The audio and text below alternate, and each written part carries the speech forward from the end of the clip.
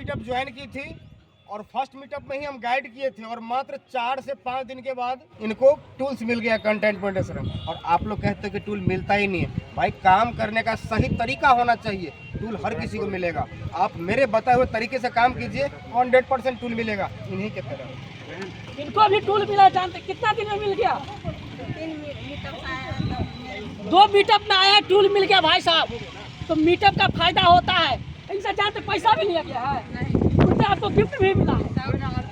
दूसरे जगह गए थे 1500 रुपया ठग भी लिया था आपको, लेकिन आईडी भी खराब कर दिया। आप बोलिए कि कहीं नहीं जाना है, जहाँ और आप लोग से भी कह रहे हैं कि जिन लोगों को अगर आईडी ठीक करवाना है, अगर बनाना भी है नया, तो यहाँ मीटअप में आइए, सबको आईडियो भी ठीक होगा और फ्री में डी के सर करेंगे।